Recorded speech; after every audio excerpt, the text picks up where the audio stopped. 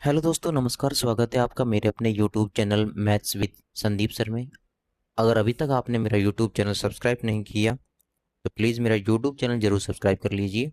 और जैसा कि मेरी सीरीज जो कंटिन्यू चलती है, previous year series, PYQ series, SSC CGL PYQ series जो चल रही है वो कंटिन्यू चलती रहेगी। अगर उसकी अपडेट आपको चाहिए तो उसके लिए आपको मेरा यूट्यूब चैनल सब्सक्राइब करना होगा, जिससे टाइम टू टाइम आपको अपडेट मिलती रहे। अगर मेरी क्लास की आपको पीडीएफ चाहिए तो उसके लिए आप मेरे टेलीग्राम चैनल को ज्वाइन कर सकते हैं। लिंक आपको डिस्क्रिप्शन में मिल जाएगा। तो चलिए डिस्कस करते हैं। आज हम डिस्कस करने वाले हैं एसएससी सीजीएल मेंस का question paper. SSC CGL mains 2025। ठीक है, बड़ा स्मार्टली हम डिस्कस करेंगे, सारे क्वेश्चंस को शॉर्ट ट्रिक्स से देखेंगे, एनिमेशंस के माध्यम से देखेंगे। कुछ क्वेश्चंस ऐसे हैं हमारे मेंसुरेशन के जिनको हम विजुलाइज नहीं कर पाते हैं, तो उनको थोड़ा एनिमेशन से समझने का प्रयास करेंगे। ठीक है दोस्तों, चलो शुरू करते हैं क्वेश्चन नंबर 1 से। क्वेश्चन नंबर 1 है हमारा सिंप्लीफिकेशन का। तो देखो किस तरीके से करेंगे। 0.166 है, इसको हम क्या लिख सकते हैं, इसको 1/6 लिख सकते हैं। ठीक है, 0.83 जो है उसको हम लिख सकते हैं 5/6, क्योंकि जो 1/6 है, 1/6 को हम 0.1667 लिख सकते हैं। इसको मल्टीप्लाई 5 से करेंगे तो ये ऑलमोस्ट 0.83833 आएगा। ठीक है, 0.333 है तो इसको 1/3 लिख सकते हैं। फ्रैक्शन में कन्वर्ट कर रहे हैं हम इसको ताकि इजीली सोल्व कर सके। अगर मैं 0.11 की बात करूं, 0.11 की बात करूं तो उसको 1/9 लिखते हैं। अगर 0.22 है यहाँ पे तो 2 से मल्टीप्लाई हो गया तो 2/9 लिखेंगे। ठीक है, तो इसको 2/9 लिखेंगे। नेक्स्ट 0.66 आ गया तो इसको 2/3 और इसको 1/8, ये सुनो। ठीक है, तो अब हम इसको इजीली, मैं इसको रफ कर देता हूँ। ठीक है, अब देखिए क्या से क्या कैंसिल आउट हो रहा है। नीचे वाली संख्या देखी जाए तो मैं इनको लिखूँ 5/6 मल्टीप्लाई 6 मल्टीप्लाई 3, और यहाँ पे लिखूँ तो 9 मल्टीप्लाई 3 मल्टीप्लाई 8 और 2 मल्टीप्लाई 2 नीचे आ जाएगा। ठीक है, तो 4 से देखो 4 दूनी 8, 2 ओवर चला गया। 3 से देखो 3 कैंसिल आउट हो गया। ओके, 3 दूनी 6, 3 तिया 9, वापस 3 दूनी 6।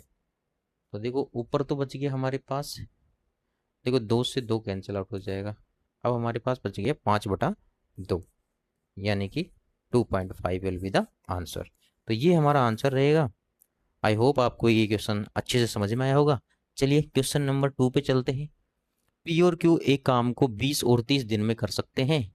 6 दिन तक तो 7 काम करते हैं, उसके बाद क्यू की जगह आर आ जाता है। अब बचा हुआ जो काम है पी और आर मिलकर 8 दिन में पूरा करते हैं। तो हमें बताना है कि आर अकेला उस काम का 60% कितने दिनों में पूरा करेगा। तो देखो भाई, ये पी है, ये क्यू है, तो पी उस काम को 20 दिन में कर रहा है तो क्यों कर रहा है 30 दिन में। अगर हम टोटल काम निकालें तो इन दोनों का एलसीएम ले लेंगे, एलसीएम आ जाएगा हमारे पास 60। एक दिन का एफिशिएंसी पी की आ जाएगी 3, और क्योंकि एक दिन की एफिशिएंसी आ जाएगी 2। ओके, अब बोल रहा है कि 6 दिनों तक तो 7 काम करते हैं। तो भाई देखो पी प्लस क्यू का 6 दिन का काम कितना हो जाएगा, 6 दिन का काम, तो वो हो जाएगा 5 × 6 यानी कि 30, यही हो जाएगा 30। अब रिमेनिंग वर्क की मैं बात करूं, रिमेनिंग वर्क की, तो वो हो जाएगा 60 - 30 = 30। ये हमारा रिमेनिंग वर्क हो गया। अब बोल रहा है कि जो रिमेनिंग वर्क है उसमें पी और आर 8 दिन में पूरा करते हैं। तो देखो पी की एफिशिएंसी तो हमारे पास 3 है, लेकिन आर की हमें नहीं पता, और ये दोनों 8 दिन में पूरा करते हैं 30 काम को। ओके, तो अगर मैं देखूं तो 24 प्लस में 8R = 30, तो ये हो गया भाई 8R = 6, और जो आर की एफिशिएंसी है वो आएगी 3/4, ये सर नो, आर की एफिशिएंसी आ गई 3/4, और हमें वही चाहिए थी। एक बार आर की एफिशिएंसी मिल जाए तो हम उस काम का 60% इजीली निकाल सकते हैं। तो देखो टोटल वर्क था हमारा 60, और 60 का 60% ही निकालना है हमें। तो 60% कितना हो गया भाई, 12×3 = 48, यानी हमारे पास टोटल काम आ गया 48। अब हमें बताना है कि आर जो है वो 48 काम को 3/4 की एफिशिएंसी से कितने दिनों में कर देगा। तो देखो भाई, 16 16 चौको 64, तो ये 64 डेज में से कंप्लीट कर देगा। आई होप आपको ये अच्छे से समझ में आएगा। ऑप्शन नंबर ए करेक्ट होगा। अगला क्वेश्चन देखते हैं भाई। एक समकोण त्रिभुज है एबीसी, बी पर 90 डिग्री का एंगल बना हुआ है। ए बी 6 सेंटीमीटर है, बी सी 8 सेंटीमीटर है। तो केंद्रक जी और लंब केंद्र के बीच की दूरी हमें बतानी है। तो सबसे पहले तो एक ट्राइंगल ड्रॉ कर लेते हैं भाई हम। चलिए, एक राइट एंगल ट्राइंगल हमने यहाँ पे ड्रॉ किया। ओके, अब देखो भाई, ये वाला जो एंगल है ये हमारा 90 है, और क्योंकि ये बी है, ये एंगल हमारा ए बी और सी। ओके, अब ए बी दिया हुआ है यहाँ पे 6, बी सी दिया हुआ है 8।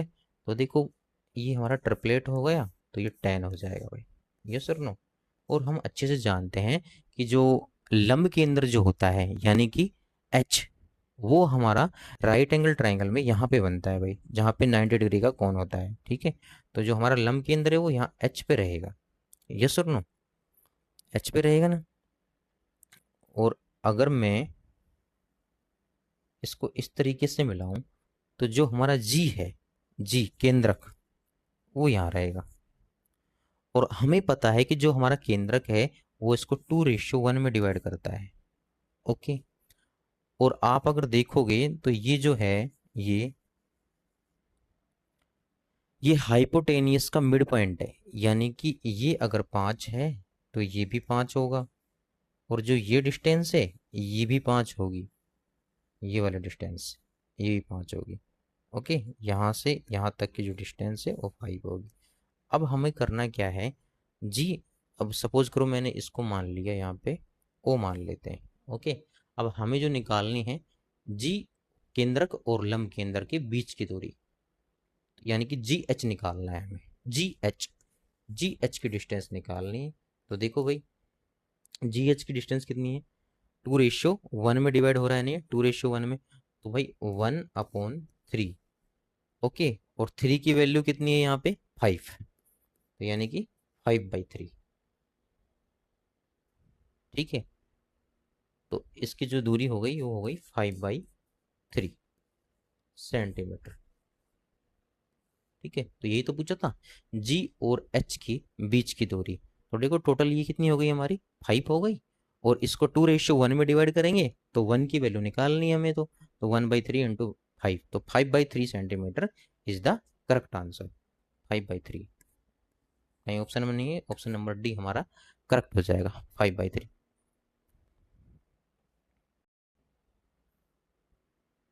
ठीक है, एक्चुअली में एक मिस्टेक हो गई यहाँ पे।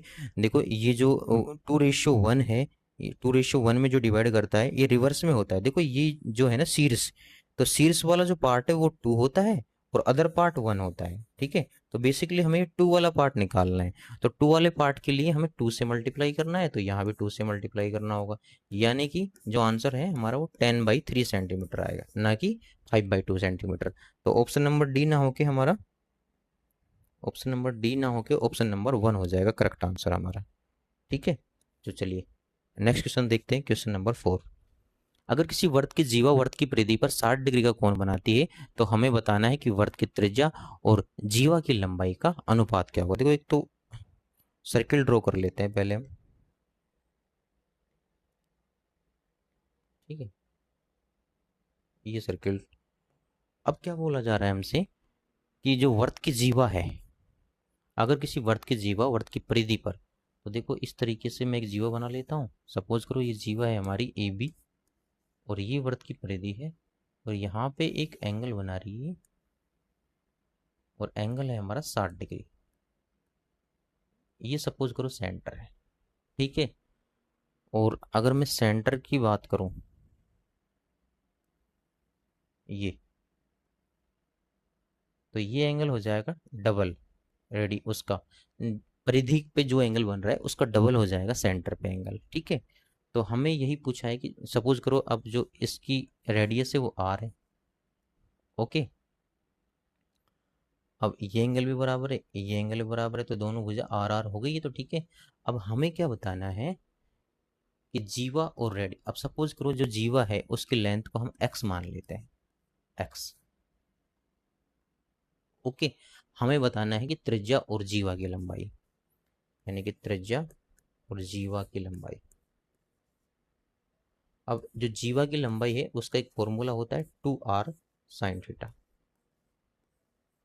ओके, 2r साइन थीटा, और जो रेडियस है वो तो r है ही। अब कुछ नहीं करना, हमें साइन थीटा की वैल्यू निकालनी है। तो साइन थीटा की वैल्यू कितनी हो गई भाई, क्योंकि यहाँ पे जो थीटा की वैल्यू है वो 120 डिग्री है।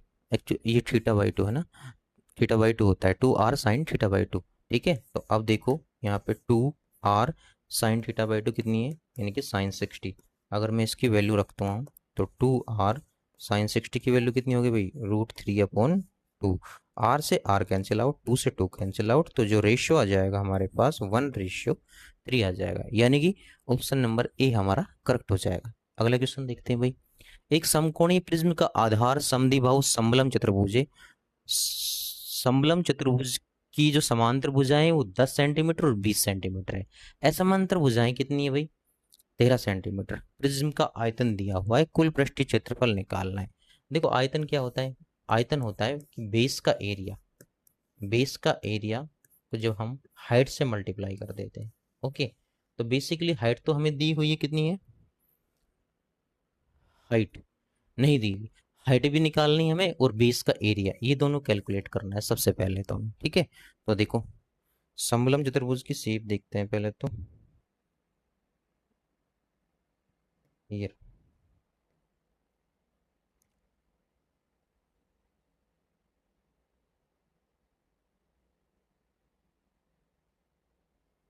ठीक है, इस तरीके से दिया हुआ है।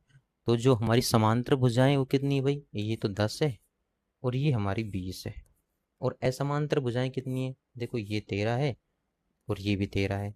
अब एक बात बताओ भाई, समांतर भुजा है तो अगर मैं यहाँ से एक लंब डाल दूँ, सिमिलरली यहाँ से भी एक लंब डाल दूँ, ठीक है, तो देखो ये तो 10 सेंटीमीटर हो जाएगी ये वाली लेंथ, बची कितनी, ये 5 बचेगी, और इधर से भी ये 5 बचेगी। ओके, 5। अब एक बात बताओ, ये 5 है, ये मैंने लंब डाला है तो ये 90 डिग्री का एंगल होगा। ठीक है, तो अब ये 5 है, ये 13 है, तो भाई ये हमारा ट्रिपलेट से 12 हो जाएगा। यस और नो। अब देखो इसका एरिया निकाल सकते हैं हम, 1/2 गुना समांतर भुजाओं का योग करो भाई, 20 और 10 30, और उनके बीच की दूरी अब हमारे पास आ गई कितनी, 12। और अगर मैं इनको कैलकुलेट करूं तो देखो ये हो गया भाई 6 और 180 सेंटीमीटर स्क्वायर, सेंटीमीटर ये ना, हाँ, 180 सेंटीमीटर स्क्वायर इसका एरिया आ गया। अब देखो एरिया कितना आ गया, 180 सेंटीमीटर स्क्वायर। एच हमें नहीं पता, आयतन दिया हुआ है 3240। तो अगर मैं यहाँ से निकालूं 18 एकम 18 बच गया, 18 अठे 144 सेंटीमीटर। तो हाइट कितनी आ गई भाई हमारे पास, 18 सेंटीमीटर। निकालना है हमें कुल पृष्ठ का क्षेत्रफल। देखो कुल पृष्ठ का क्षेत्रफल क्या होता है, टीएस से, total surface area. Total surface area क्या होता है, आधार, आधार का जो परिमाप होता है, सॉरी जो पेरीमीटर होता है, ठीक है, पेरीमीटर को यदि हम ऊंचाई से मल्टीप्लाई कर दें, है ना, और 2 मल्टीप्लाई बेस एरिया, बेस का जो एरिया है उसको जोड़ दे तो हमारा कुल पृष्ठीय क्षेत्रफल आ जाएगा। देखो पेरीमीटर कितना है, 10 और 20 कितना हो गया, 30, 30 और 26 कितना हो गया, 56, और एच कितना है, 18 है, प्लस बेस का एरिया कितना है भाई हमारा, 180, 2 से मल्टीप्लाई कर दो 360 आ गया, 900 और 108, तो कितना हो गया 1080 प्लस में 360, तो ये कितना हो गया, 18 6 अच्छा ये कैलकुलेट करने में थोड़ी सी मिस्टेक हो गई, देखो इसको मैं फिर से करता हूँ, तो 18 × 108, 10 बच गया, 18×5 90 और 10 100 यानी कि 1008। तो ये कितना हो गया भाई, 1068 यानी कि 1368 सेंटीमीटर स्क्वायर, 1368 सेंटीमीटर स्क्वायर। यही हमारा आंसर हो जाएगा भाई। तो ऑप्शन नंबर सी हमारा करेक्ट आंसर हो जाएगा। अगला क्वेश्चन देखते हैं भाई। एक आयत ऐसा है जिसका क्षेत्रफल कितना है, 48 सेंटीमीटर स्क्वायर, परिमाप है 28 सेंटीमीटर स्क्वायर। अगर इसके आयत की भुजाओं के मध्य बिंदु को मिलाकर एक चतुर्भुज बनाया जाता है तो उसका क्षेत्रफल बताना है।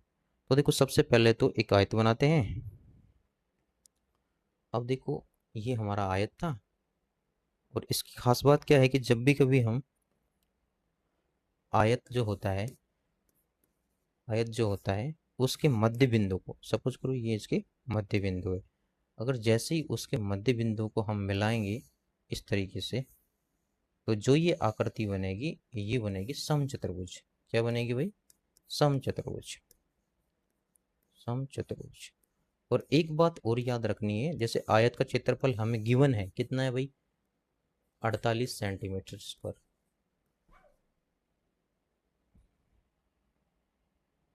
तो देखो मध्य बिंदु को मिला के समचतुर्भुज बन रहा है, तो जो ये अंदर वाली जो आकृति है उसका जो एरिया होता है वो हाफ हो जाता है, आयत का हाफ हो जाता है, ये आपको याद रखना है। तो ये हो जाएगा 24 सेंटीमीटर स्क्वायर।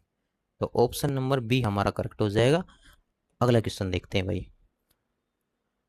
अच्छा ये थोड़ा सा टाइपिंग मिस्टेक है, ये 4800 था। 4800 की राशि को ए बी सी में डिवाइड करना है 3:4:5 में। बी का हिस्सा ए के हिस्से से कितना अधिक है। तो देखो भाई एक अधिक है, तो बेसिकली हमें एक की वैल्यू निकालनी है, और हमें पता है कि 3 3 और 4 7 और 5 12, टोटल अमाउंट कितना हुआ इनका 12, और क्वेश्चन के अकॉर्डिंग कितना दिया हुआ है 4800, कितना गुना 400।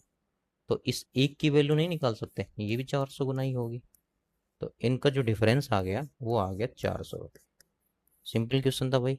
ऑप्शन नंबर ए हमारा करेक्ट हो जाएगा। अगला क्वेश्चन देखो, एक समबाहु त्रिभुज में परिकेंद्र किसके साथ मेल खाता है। देखो ये कह रहा है कि भाई कोई समबाहु त्रिभुज है,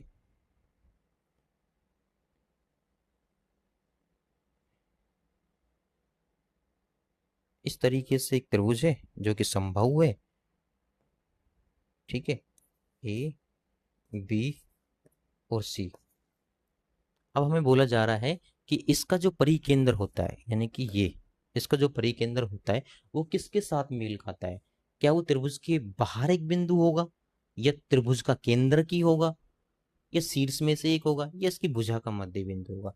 तो देखो ये सब तो हम जानते हैं कि जो इसका परिकेंद्र जो होता है और जो इसका केंद्रक होता है वो एक ही होता है, चाहे हम परिकेंद्र कह दें या फिर हम केंद्रक कह दें, या फिर हम लंब केंद्र कह दें।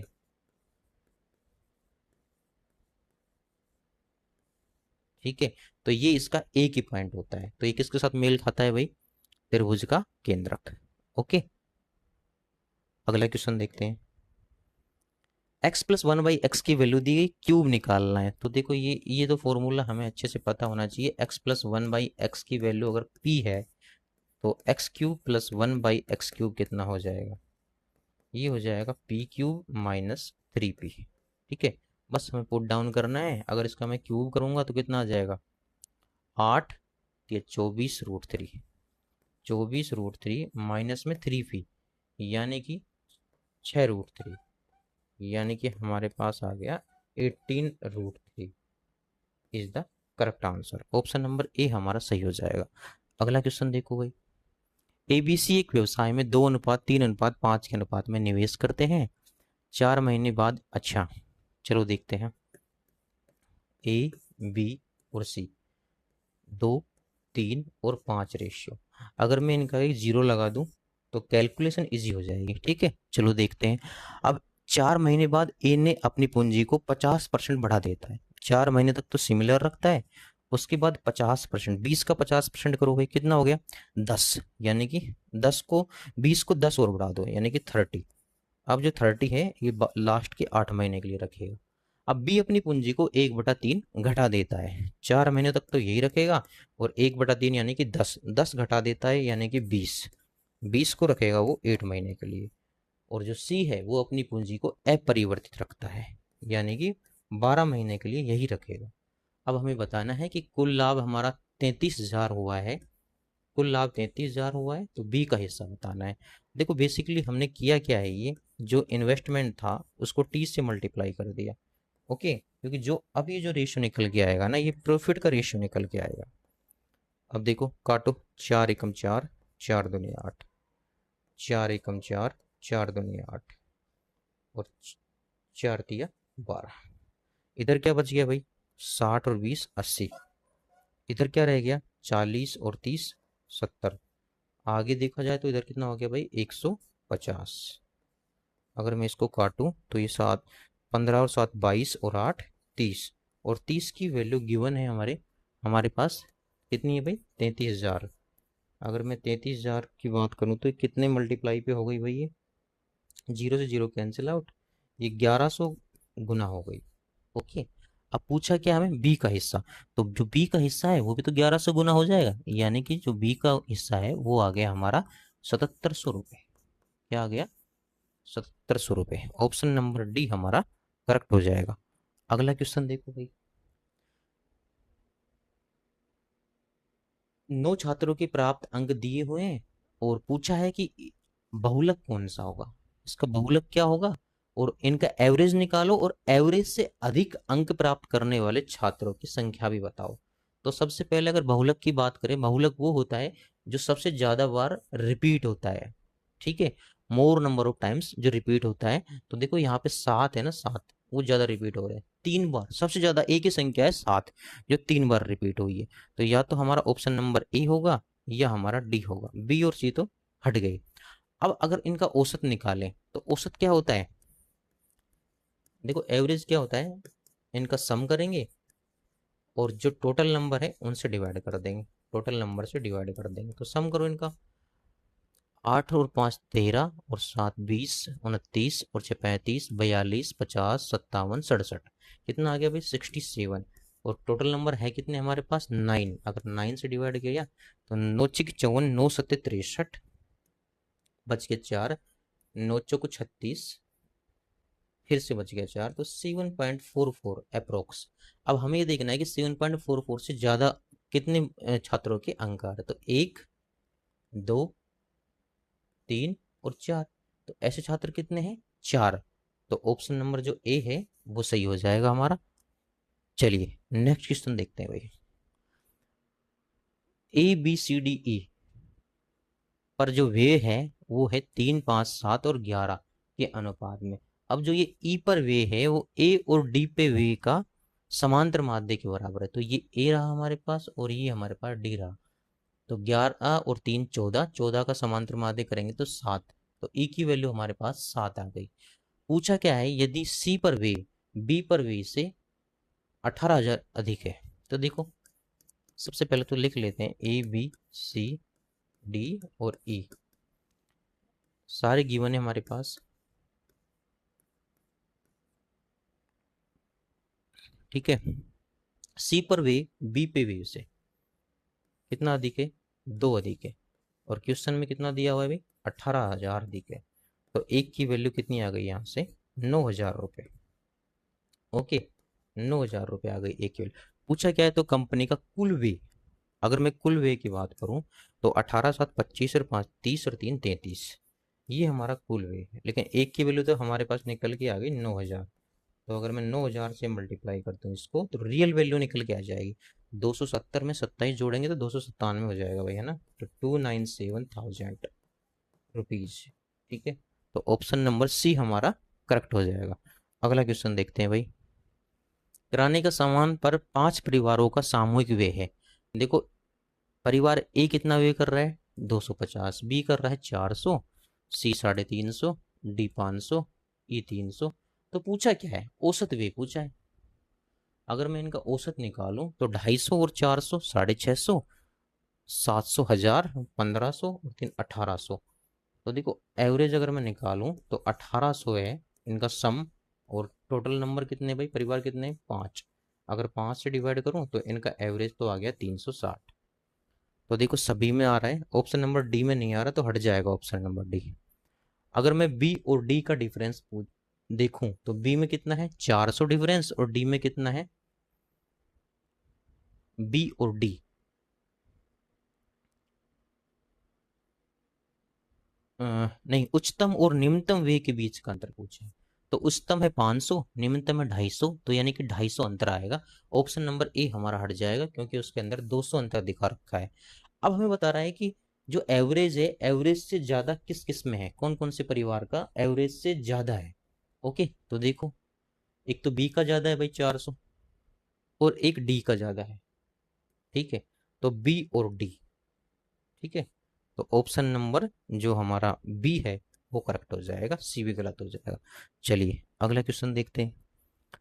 अगर एक क्विज टेस्ट में स्टूडेंट्स को 50 में से मार्क्स दिए गए हैं और आपको निकालना है इसका मीडियन, मीडियन निकालने से पहले इसका सीएफ निकालना बहुत जरूरी है। तो देखो 5 और 8 13, देखो ये जोड़ते जाओ, 13 हो गए।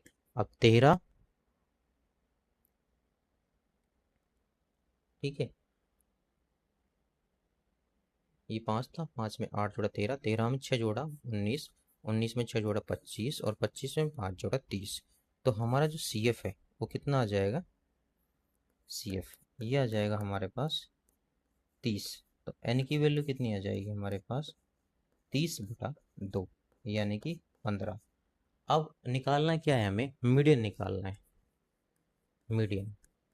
तो सिंपल सा मीडियन निकालने का formula, lower limit plus n/2 minus C F upon F. Okay, और इसको मल्टीप्लाई कर देते हैं हम एच से। ठीक है, ये फॉर्मूला हम लगाएंगे। अब देखो भाई यहाँ पे n की वैल्यू कितनी आ रही है हमारी, 15 आ रही है। तो सी एफ में देखो 15 है कहीं पे नहीं, 13 है, उसके बाद 19 है। तो हमें देखना है 15 से जस्ट ऊपर वाली जो वैल्यू है, तो कितनी है भाई, 19 है। ठीक है, तो जो ये वाली टेबल है ना हमारी, ये वाली, तो ये हमारी मीडियन फ्रीक्वेंसी हो जाएगी। ठीक है, बस अब हमें कुछ नहीं करना, अब हमें वैल्यू रखनी है। देखो ये लोअर लिमिट हो जाएगी, ये अपर लिमिट हो जाएगी, और जो ये फ्रीक्वेंसी है मीडियन इंटरवल की जो फ्रीक्वेंसी है, उससे पहली वाली जो फ्रीक्वेंसी है इसको हम बोल देते हैं सी एफ। ठीक है, एच जो है इन दोनों का डिफरेंस, तो ये 10 है तो एच की वैल्यू हो जाएगी 10। बस कुछ भी नहीं करना, अब हमें फॉर्मूले में इसको पुट करना है। अब देखो एल की वैल्यू कितनी है यहाँ पे 20, क्योंकि 20 और 30 वाला इंटरवल है ना, इसमें लोअर लिमिट कितनी है भाई 20, प्लस n/2 कितना आ गया हमारे पास 15। सी एफ की वैल्यू कितनी है, देखो सी एफ की वैल्यू 13, जो हमारी मीडियन इंटरवल की फ्रीक्वेंसी है उससे जस्ट पहले वाली जो फ्रीक्वेंसी है उसको बोलते हैं हम सी एफ। ठीक है, तो ये हो जाएगी हमारी 13 अपॉन फ्रीक्वेंसी।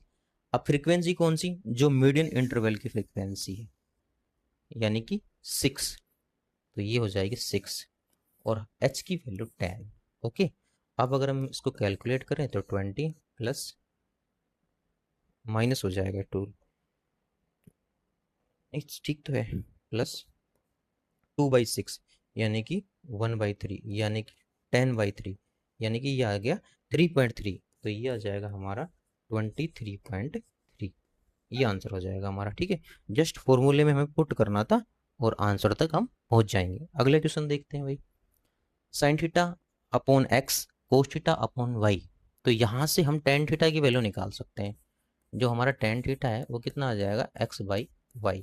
तो ये होता है परपेंडिकुलर, ये होता है बेस, और यहाँ से जो हाइपोटेनियस है ना वो निकाल सकते हैं, कितना आ जाएगा x² प्लस में y²।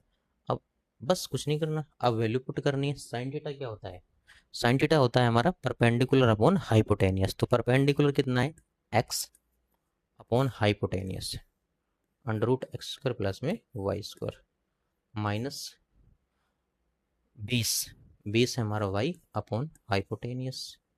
ठीक है, तो ऊपर तो हो गया एक्स माइनस वाई और नीचे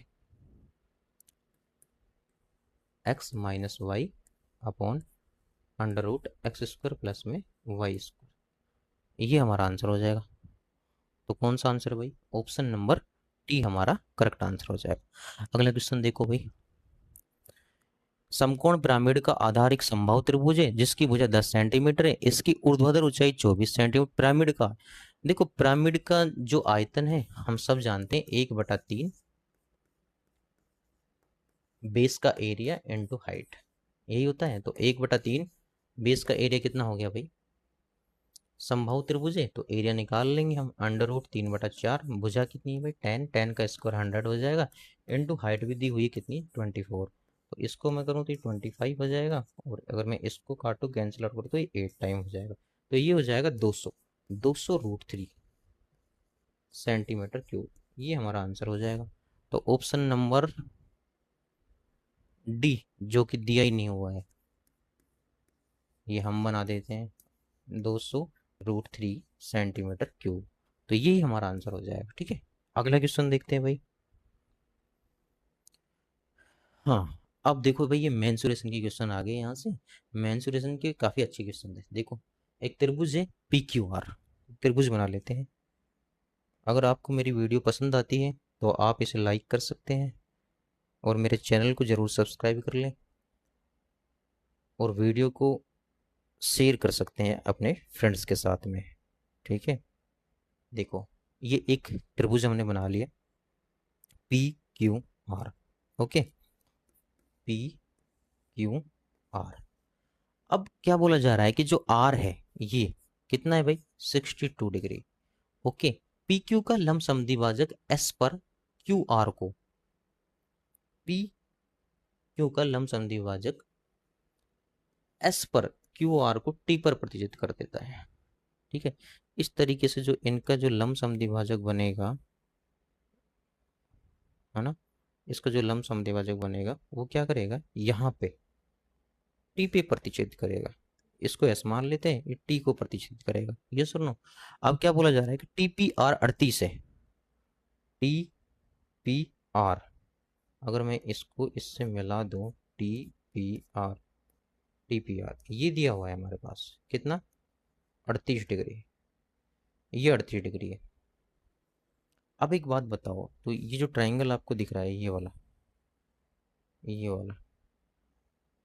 ट्राइंगल टी पी क्यू, अब ये लंब समद्विभाजक अगर है, ये वाला लंब समद्विभाजक है, तो ये वाली भुजा और ये वाली भुजा बराबर नहीं हो जाएगी? समद्विबाहु त्रिभुज में नहीं होता है, अगर ये वाला हमारा लंब समद्विभाजक है, ये वाला, तो साइड वाली भुजा बराबर नहीं हो जाएगी? यस और नो? अब एक बात बताओ मेरे को, अब ये भुजा बराबर है और ये भुजा बराबर है, तो इसका जो एंगल है इसको एक्स मान लेता हूँ, इसका जो एंगल है इसको भी एक्स मान लेता हूँ। अब देखो, इस एंगल का और इस एंगल का एक्सटीरियर एंगल यही होगा। यस और नो? तो यानी कि 2x डिग्री किसके बराबर हो जाएगा भाई? ये 38 है, ये 62 है, कितना हो गया? 70, 30, 100, यानी कि ये हो जाएगा हमारा 80 डिग्री। अब इसको हम 80 डिग्री के बराबर रख देंगे तो x की वैल्यू कितनी आ जाएगी हमारे पास? 40 डिग्री। पूछा क्या है हमसे? पी क्यू आर, तो पी क्यू आर यानी कि ये x की वैल्यू ही पूछिए, तो 40 डिग्री हो जाएगा। ठीक है, आई होप कि आपको ये समझ में आ गया होगा। एक बार इसको थोड़ा सा एनिमेटेड वीडियो से समझते हैं। तो देखो, एक छोटी सी वीडियो है, आप एक बार इसे ध्यान से देखिएगा, आपको शायद और अच्छे से समझ में आएगा।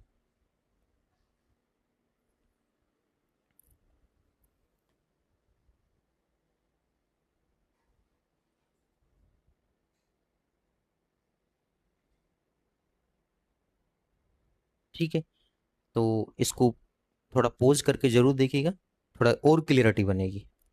अगला क्वेश्चन देखते हैं भाई। एक गोला है जिसकी त्रिज्या 21 सेंटीमीटर है, इसके केंद्र से 3 लंबवत कट करके 8 समान भागों में विभाजित किया जाता है। देखो भाई, गोले का आयतन कितना होता है? गोले का आयतन, गोले का आयतन होता है 4/3 पाई r क्यूब, लेकिन 8 भागों में विभाजित कर रहे हैं तो 1/8 से डिवाइड कर देंगे। तो अब जो आयतन आएगा वो कितना आएगा भाई? ठीक है, तो ये कितना हो जाएगा, सॉरी गोले का आयतन नहीं क्षेत्रफल, तो यानी कि 4 पाई r² होगा।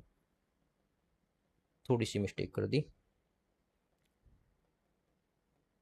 ठीक है। तो ये 4 पाई r² है और इसको 8 पार्टों में डिवाइड कर रहे हैं, तो ये हो जाएगा हमारा 1/2 पाई r²। यस और नो। अब होता क्या है कि जब ये 8 पार्टों में विभाजित होगा तो इस गोले के 8 अलग अलग फेस बनेंगे। तो उस फेस पे क्या होगा कि आप देखेंगे कि 1/4 पाई r², मतलब गोले का, एक पूरे गोले का, संपूर्ण गोले का फोर्थ पार्ट, संपूर्ण गोले का फोर्थ पार्ट ये दिखाई देगा आपको। और ऐसे आपको 3 चेहरे दिखाई देंगे, 3, यानी कि मैं अगर टोटल काउंट करूं तो ये हो जाएगा 3/4 पाई r²। तो इट मीन्स अगर हमको कुल पृष्ठीय क्षेत्रफल निकालना है तो इन दोनों को ऐड करना पड़ेगा। तो कितना आ जाएगा भाई, ये आ जाएगा हमारा 5/4 पाई r²। बस कुछ नहीं करना, अब हमें वैल्यू पुट करनी है। 5/4 इंटू पाई की वैल्यू 22/7 और आर कितना है हमारे पास 21, 21 का स्क्वायर 441, ठीक है। तो कैंसिल आउट कर लो भाई इसको, 7×42 2 7 या 21, ओके। इसको अगर मैं 4 से करूँ, 2 दूनी 4 और ये हो गया 11, ठीक है। तो ये हो गया भाई 630। 630 को मैं अगर 63 जोड़ूँ तो ये 693 हो गया, और 693 को मैं 2.5 से मल्टीप्लाई करूँ, ठीक है, 2.5 से मल्टीप्लाई करूँ। अच्छा पाई में ही था, ये वैल्यू पाई में ही थी, मैंने पाई को भी कर दिया कैलकुलेट। ये वैल्यू अगर पाई में ही थी तो देखो ये आ जाएगी हमारे पास 551.25 पाई। पाई को हमें कुछ नहीं करना। अब देखो मैंने एक एक इमेज ऐड की है ताकि तुम्हारे क्लियरिटी बने थोड़ी सी कि एक्चुअली में ऐसा क्यों हो रहा है कि ये वाली लाइन आई आई थिंक आपको दिक्कत कर रही होगी कि ये कैसे ऐड कर दी। तो देखो एक छोटी सी इमेज मैंने यहाँ पे ऐड की है, उस इमेज से समझते हैं। जूम होगी नहीं हो रही। देखो इस इमेज में देखो भाई, सबसे पहले तो हमने 1/8 वाला पार्ट कर दिया तो 1/2 पाई r² हो गया, ठीक है। इसमें तो कोई दिक्कत ही नहीं है क्योंकि जो पूरा का पूरा गोला था वो 8 पार्ट में डिवाइड हो गया सिंपली। प्रॉब्लम यहाँ पे है कि जो 3 फेस है वो कौन कौन से हैं। तो आई होप कि ये जो आपको दिख रही है इमेज, इसमें दिख रहा होगा आपको, इसमें 1 2 और 3, 3 फेस दिख रहे होंगे। इस तरीके से जब हम काटते हैं तो ऐसे जो फेस है वो 3 बनते हैं, ओके। अब हम इन दोनों को ऐड करते हैं तो 5/4 पाई r², कैलकुलेट करते हैं तो 551.25 पाई सेंटीमीटर स्क्वायर हमारा आंसर हो जाएगा। अगला क्वेश्चन देखते हैं भाई। एन मानों का एक समूह है x1 x2 xn, मानक विचलन 5 है। अगर इस मानक विचलन की हर एक वैल्यू में से 7 माइनस कर दे तो क्या होगा, कोई फर्क ही नहीं पड़ेगा। मानक विचलन पे तो कोई फर्क नहीं पड़ता, तो हमारी वैल्यू है वो 7 ही रहेगी, सॉरी 5 ही रहेगी। ऑप्शन नंबर डी हमारा करेक्ट हो जाएगा। अगला क्वेश्चन देखो, अर्धमा एक्चुअली ये अर्धमा नहीं है, ये अर्धगोलाकार टैंक है, यानी कि हेमिस्फीयर। हेमिस्फीयर, एक हेमिस्फीयर है, ये एक पाइप से जुड़ा हुआ है, 7 लीटर प्रति सेकंड की दर से खाली करता है। अगर टैंक का अंदरूनी रेडियस 2.1 मीटर है, ठीक है, 2.1 मीटर है, तो टैंक को आधा खाली करने में कितना समय लगेगा। देखो अर्धगोलाकार टैंक का आयतन कितना होता है भाई, 2/3 पाई r³। लेकिन टैंक को हमें कितना खाली करना है, आधा खाली करना है। तो हमें बताना है कि समय कितना लगेगा। तो अगर आधा ही खाली करना है तो आयतन का हम आधा का ही निकाल लेते हैं। तो देखो 1/3, पाई की वैल्यू 22/7, और आर जो है हमारे पास कितना है आर, ये है ना 21। तो अगर 21 का मैं क्यूब करूं तो आई थिंक 9261, 441 इंटू 21, 21 2 21 84, 6 8 21 9261, बिल्कुल सही भाई। ये हो गया 9261, ओके। मैंने इसका क्यूब कर दिया, और पॉइंट है भाई एक के बाद तो यहाँ आ जाएगा पॉइंट, ठीक है। तो अगर मैं इसको कैलकुलेट करूं तो देखो भाई 21 से काटे, 21 चौको 84, बच गया 8, 21 चौको 84, ठीक है, बच गया 8। नहीं कट रहा ये, 7 से काटें। अगर इसको मैं 7 से काटूँ तो 7 एकम 7, 7 या 21, 7 एकम 7, 9, 7 से भी नहीं जा रहा। ठीक है, कोई बात नहीं। देखो 22 मल्टीप्लाई 9.261 अपॉन 21। अब हमें बताना है कि कितना समय लग रहा है, लीटर प्रति सेकंड। अब एक तो इसको हम लीटर में कन्वर्ट कर देंगे, ये एक्चुअली में मीटर क्यूब में आया है, तो इसको हम 1000 से मल्टीप्लाई और कर देंगे। 1000 से मल्टीप्लाई करेंगे तो ये पॉइंट हट जाएगा, इतना ही तो होगा। 1000 से मल्टीप्लाई करेंगे तो पॉइंट हट जाएगा। अब करना क्या है हमें, 7 से, 7 लीटर प्रति सेकंड, एक सेकंड में वो 7 लीटर कम कर रहा है।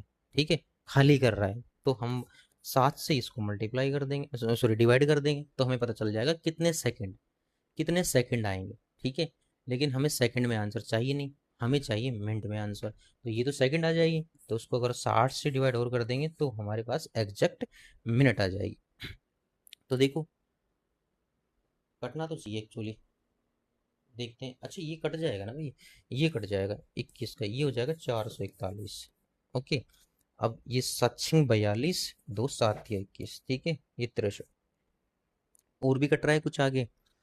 अगर मैं बात करूँ 3 से, तो 3 दूनी 6, 3 दूनी 6, 3 एकम 3, ठीक है। और भी कट रहा है, ये 11 हो जाएगा और ये 10 हो जाएगा। अब वो कितना बचा, 210। 210 में 21 जोड़ेंगे हम तो 231, और 231 को जब हम 10 से डिवाइड करेंगे तो ऑलमोस्ट 23 मिनट आ जाएगी भाई।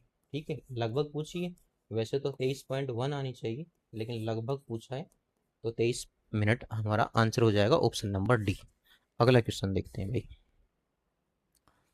इसको सोल्व करना है। देखो जब ये ऊपर जाएगा तो ये क्या बन जाएगा, 3/2 कोस 39, और ये बन जाएगा हमारे पास कोसेक 59। और जब इन दोनों का ऐड करेंगे तो ये 90 डिग्री आएगा और इसकी वैल्यू 1 होती है। ठीक है, और ये पूरा रूट है भाई। देखो अब देखो इसको कोस में कन्वर्ट करेंगे तो ये क्या हो जाएगा, कोस स्क्वायर 39, तो इसकी वैल्यू 1 हो जाएगी, यानी कि -1। अब इधर क्या आ गया, 3/2 -1, तो हमारा जो आंसर है 1/2 आ जाएगा। Option number D is the correct answer. अगला क्वेश्चन देखो भाई। एक पिरामिड की ऊंचाई कितनी है, 8 सेंटीमीटर। पिरामिड का आधार एक वर्ग है और वर्ग का विकीर्ण दिया हुआ है। देखो अगर हमें एक वर्ग का विकीर्ण दिया हुआ है तो उसका एरिया निकाल सकते हैं हम, उसका एरिया d²/2। ठीक है, तो डी कितना हो गया हमारा, d² 512, उसको 2 से डिवाइड करेंगे तो कितना आ जाएगा हमारे पास, 256, 256 मीटर, 256 मीटर स्क्वायर ये आ जाएगा। ऊंचाई हमारे पास दी हुई है, तो पिरामिड का आयतन क्या होता है भाई, 1/3 बेस एरिया इंटू ऊंचाई, बस। अब रख दो 1/3, बेस एरिया कितना है भाई हमारा, 256, और ऊंचाई कितनी है, 8 है। अगर मैं इसको काटूँ तो 3 × 8 = 24, नहीं कटेगा ना इससे। अनुमानित आयतन पूछा है, ठीक है, तो चलो अनुमानित निकाल देते हैं। 8 से मल्टीप्लाई करेंगे तो ये कितना हो जाएगा भाई, 1600, 1640, 1640 में अगर 48 और जोड़ेंगे तो ये हो जाएगा 1688, और इसको 3 से डिवाइड करेंगे तो 3×5 = 15, 500 समथिंग में आ रहा है। ऐसा कैसे हो सकता है, कहीं गलती की है। 2 दूनी 4, 2×5 = 10, 2×6 = 12। ठीक है, पूछा है पिरामिड का, तो 1/2 बेस का एरिया 256 इंटू ऊंचाई 8, ये भी सही है। ठीक है, आंसर कैसे नहीं आ रहा फिर हमारा। अगर मैं मल्टीप्लाई करूँ इसको, 8×48, 4, 8×5 = 40 और 4, देखो ये थोड़ा सा गड़बड़ है, मल्टीप्लाई में गड़बड़ है। देखो एक बार फिर से देखते हैं। 8×48, 4, 8×5 = 40 और 4 × 44, 4, 8 दूनी 16 और 4 20। ठीक है, इसको हम 3 से डिवाइड करेंगे तो 3×6 = 18, बस यहीं पर रुक जाएंगे हम। पहले डिजिट 6 ऑप्शन डी में है, तो ऑप्शन डी हमारा आंसर हो जाएगा। पूरा कैलकुलेट करने की हमें जरूरत नहीं है। अब थोड़ा सा एक बार इसको 3D इमेज से समझते हैं कि एक्चुअली में ये कैसे, एक्चुअली में ये जो विकिरण है किस तरह से दिया हुआ है। एक बार विजुलाइज करते हैं, इसको देखते हैं, छोटा सा वीडियो। देखो इस तरीके से बॉटम में दिया हुआ है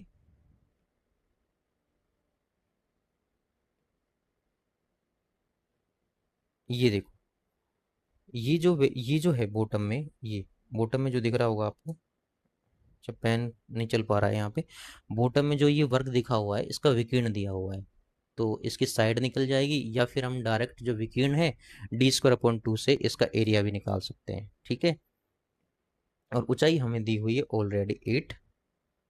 इस तरीके से हम एरिया निकाल लेंगे, और जो फाइनल वॉल्यूम है हमारा वो 683 आ जाएगा। ठीक है, आई होप कि बेटर समझ में आया होगा। अगले क्वेश्चन पे चलते हैं हम। एक आयताकार समांतर चतुर्भुज के 3 फलक है जिनके विकीर्ण दिए हुए हैं हमारे पास। ठीक है, देखो पहले का विकीर्ण दिया हुआ है लंबाई प्लस चौड़ाई का स्क्वायर इज इक्वल टू 5। दूसरे का चौड़ाई का स्क्वायर प्लस में ऊंचाई का स्क्वायर इज इक्वल टू 10। तीसरा अगर देखूं, ऊंचाई का स्क्वायर प्लस में लंबाई का स्क्वायर, तो वो है 13। अगर मैं इन सबको ऐड करूं, b² प्लस में h², तो ये कितना हो जाएगा भाई, 23 और 5 28। तो देखो भाई l² प्लस में b² प्लस में h², ये कितना हो गया भाई 14। ठीक है, इसकी वैल्यू आ गई हमारे पास 14। अब पहली वाली जो इक्वेशन है उससे देखो, उससे हाइट कितनी आ जाएगी हमारे पास 9 3, हाइट आ जाएगी 3। इस वाली से हमारी लेंथ आएगी, लेंथ कितनी आएगी भाई 2 आ जाएगी। और इस वाली से हमारी ब्रेथ आ जाएगी, कितनी आएगी भाई 1 आ जाएगी। ओके, अब हमें क्या निकालना है, इसका दिखाई नहीं हुआ इसमें, एक्चुअली में इसका वॉल्यूम निकालना है हमें। तो वॉल्यूम क्या होता है इसका, लंबाई गुना चौड़ाई गुना ऊंचाई। तो देखो 3 × 2 × 1, यानी कि 6 सेंटीमीटर क्यूब। तो ऑप्शन नंबर जो हमारा डी है वो करेक्ट हो जाएगा। आप इसको थोड़ा सा अगर एनिमेटेड वीडियो से देखना चाहेंगे तो एक बार देखिएगा, बेटर समझ में आएगा। इस तरीके से है, और ये देखिए इस तरीके से ये इसके जो विकिरण है, देखिए इस विकिरण को विजुलाइज कीजिएगा। तीनों फलक पे है ये, लंबाई चौड़ाई के अकॉर्डिंग है, फिर चौड़ाई और हाइट के अकॉर्डिंग दे रखा है 10 वाला, और हाइट और लंबाई के अकॉर्डिंग दे रखा है। ठीक है, पूरा देखिएगा एक बार, कैलकुलेट कर लेंगे यहाँ से हम, और फाइनली वॉल्यूम आ जाएगा 6 सेंटीमीटर।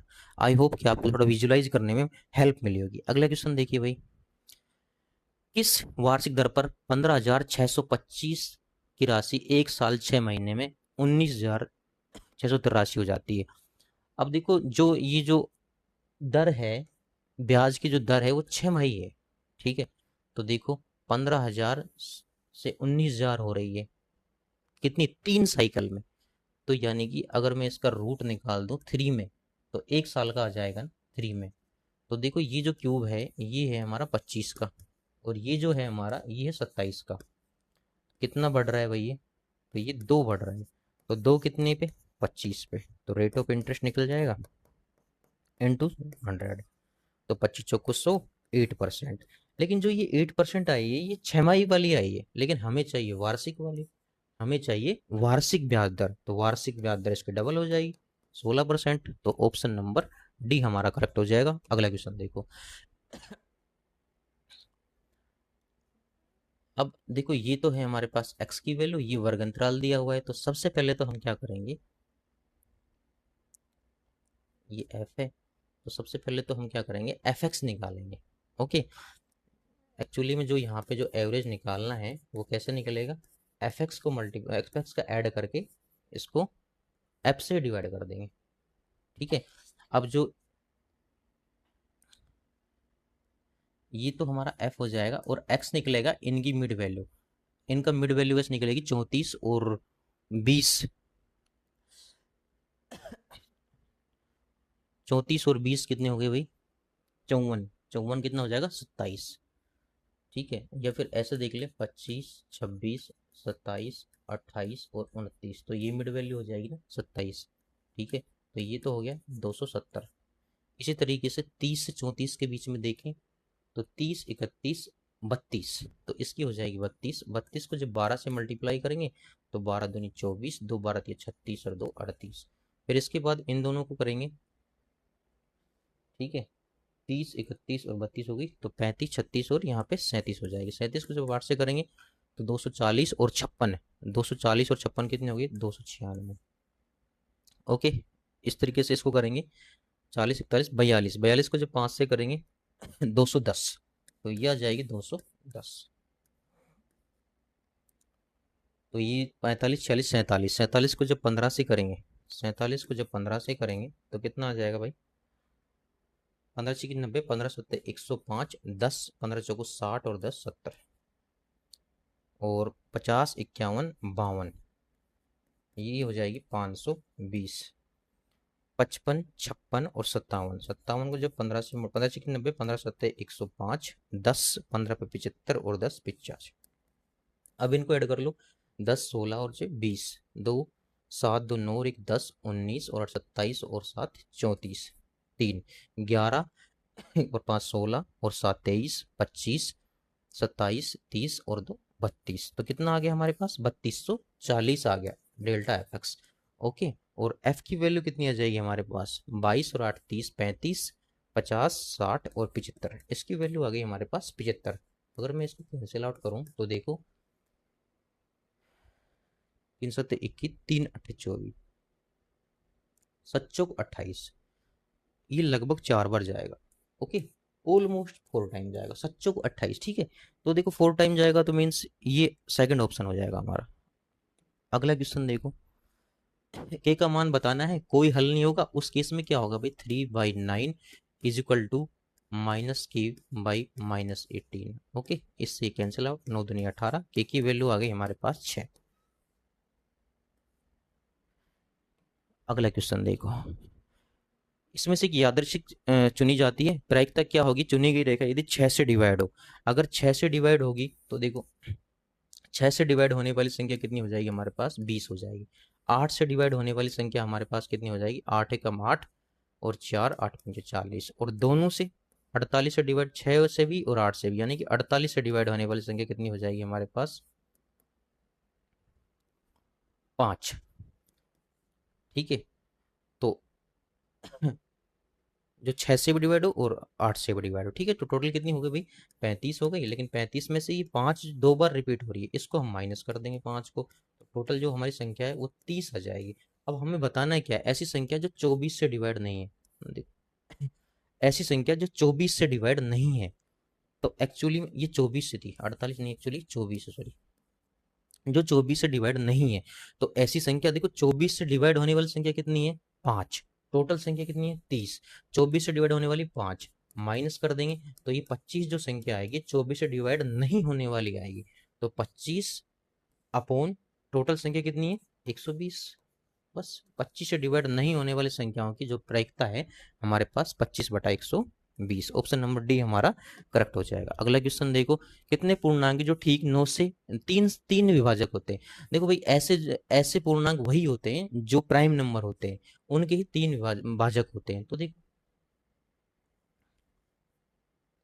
3 का स्क्वायर 9, ठीक है, 5 7 हो जाएगा, उसके बाद 7 का स्क्वायर कितना हो जाएगा 49, उसके बाद 9 हो जाएगा, नहीं 9 नहीं होगा,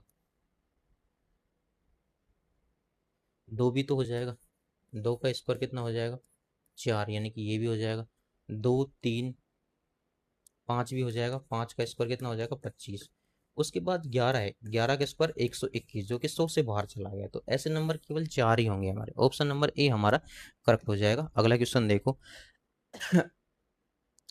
ये सिंप्लीफाई करना है, ठीक है, टिग्नोमेट्री का एक क्वेश्चन है, आपको कुछ नहीं करना, थीटा की वैल्यू यहाँ पे 45 पुट कर दो, इजीली हो जाएगा। तो 1 हो जाएगा, इसकी वैल्यू 1/2 हो जाएगी, 2 प्लस में 1 हो जाएगा, इसकी वैल्यू 1 हो जाएगी, तो ऊपर आ गया 1/2, नीचे आ जाएगा 4। ओके, तो यानी कि 1/8 आ जाएगा, ठीक है, अब थीटा की वैल्यू 45 पुट करो, कौन सा ऑप्शन सही है? देखो इसमें हो नहीं सकता, ये वैसे नहीं होगा, इसमें बचा ये, अगर इसमें हम 1/√2 और इसको हम 6 टाइम करेंगे तो ये 1/8 आ जाएगा। ऑप्शन नंबर डी हमारा करेक्ट हो जाएगा। अगला क्वेश्चन देखो, जो कि लास्ट क्वेश्चन है, आपको बताना है, आई थिंक ये माध्य है, मीन माध्य। तो इनको जोड़ो भाई, 1 2 3 4 5 6 7, तो 7a प्लस 2 और 6 6 6 12 और 6 18, 18 और 6 कितना हो गया भाई? 24, और 24 और 8 32। टोटल संख्या कितनी है? 1 2 3 4 5 6 7, 7 से डिवाइड करेंगे और ये 26 दिया हुआ है। दूसरा तरीका ये भी है, देखो नंबर कितने हैं? 7 है ना, तो 1 2 3 4, तो ये वाला जो है नंबर, ये हमारा मीन हो जाएगा। 4 संख्या इधर है, सॉरी 3 इधर है और 3 इधर है, तो बीच वाला जो है वो हमारा मीन हो जाएगा। तो अगर मैं a+6 को मीन कितना है हमारा 26 के बराबर रखूं, तो a की वैल्यू कितनी आ जाएगी हमारे पास? 20 आ जाएगी। वही पूछा है, तो यहाँ से हम इस तरीके से भी निकाल सकते हैं, और ये पूरा अगर कैलकुलेट करेंगे तो यहाँ से भी a की वैल्यू 20 निकल जाएगी। ठीक है, इस तरीके से हमने ये 30 क्वेश्चन जो मेंस के क्वेश्चन थे, सीजीएल मेंस के क्वेश्चन थे, डिस्कस किए। बहुत ही शॉर्ट तरीके से मैंने कराने की कोशिश की है। आई होप आपको ये वीडियो पसंद आई होगी। अगर आपको वीडियो अच्छी लगी तो आप इसे लाइक कर सकते हैं, शेयर कर सकते हैं, सब्सक्राइब कर सकते हैं मेरे यूट्यूब चैनल को, ताकि आने वाली जो वीडियोज़ हैं उसकी अपडेट आपको टाइम टू टाइम मिल सके। अगर आपको इस क्लास की PDF चाहिए तो आप मेरे टेलीग्राम चैनल को ज्वाइन कर सकते हैं, लिंक जो आपको यूट्यूब चैनल के डिस्क्रिप्शन में मिल जाएगा। तो चलिए मिलते हैं अगली क्लास में एक नई सीरीज के साथ, नए क्वेश्चंस के साथ, नई ट्रिक्स के साथ में। तब तक के लिए नमस्कार।